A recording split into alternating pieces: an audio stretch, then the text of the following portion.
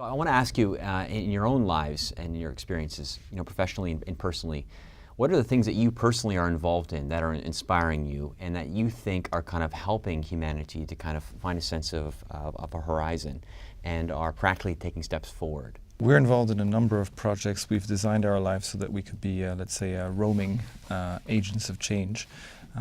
She'll mention a few of those that are concerning mental health. I'm an acting futurist for the X Prize, for example, where we really look at identifying the white space where there are market failures and try to accelerate human endeavor and enterprise to solve some of those challenges that we're facing as we live in an exponential time or an accelerating history. And so that's just one example of, I think that's an important step that we need to take to crowdsource solutions for problems we are poorly identifying at this point. So we actually need to look at not just science and the, let's say, econometrics of transformation of society, but also have some concrete, let's say, not product development facing only, but solution development facing opportunities, and competitions are great for that.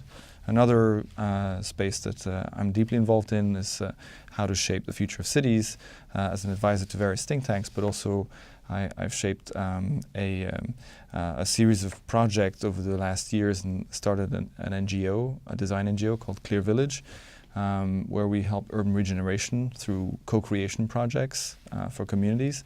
And I think that we shouldn't overestimate our love for technology sometimes, even if I'm very passionate about technology.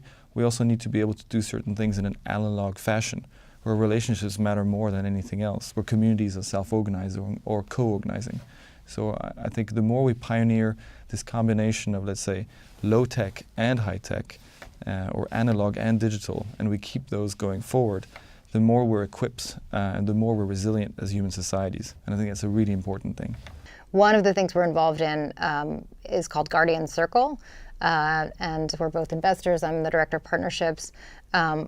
And it came really out of a need. I was looking into trauma and how many people had been victims of violence, had had something really horrible happen to them, and dealing with the repercussions of that, the trauma that they had experienced. And I realized how often those kinds of things could have been stopped. So I found out about this company that was just being started at the time called Guardian Circle. We talked to the CEO, Mark Jeffrey, and we became involved because we felt it was such an important initiative. And now Guardian Circle essentially is a sort of 911 style intelligence grid for emergency response. So say you're a woman and you're walking down an empty street and you just don't feel safe. Something in your brain is giving you a gut instinct that this is not a good situation, or you're on a date and suddenly you feel like you're at threat or at risk in some way, or say you have a health condition, so you suddenly feel like you've eaten a peanut and you're having a peanut allergy, whatever it is. You often don't have time to call 911, wait for an answer. Tell them where you are, tell them your name, hope they get there on time. Average response time is usually 45 minutes if they answer at all, which during actually national crises like earthquakes and things, a lot of times the phone doesn't even answer.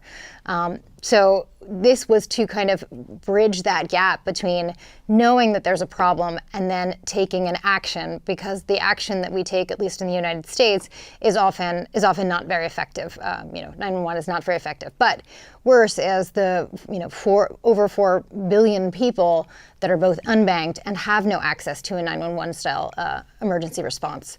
So this was meant to kind of create a community where if you have an alert system, you can say, listen, hey, this doesn't feel right. If I don't contact you in 20 minutes, come and find me, or call the doctor, whatever it is. And everybody that you've asked to be your guardians and who've agreed to be your guardians, they have to agree, can talk to each other to figure out and crowdsource basically what is going to be the reaction to the problem. And what is the new development is there's a cryptocurrency that we're putting out called Guardium, which then adds a paying layer to that service. And the paying layer makes it so that you can have on-call, emergency medical responders. You can have a security unit that's there in places where there are security issues. Depending on what it is that your needs are, you can kind of pay to play and pay in advance.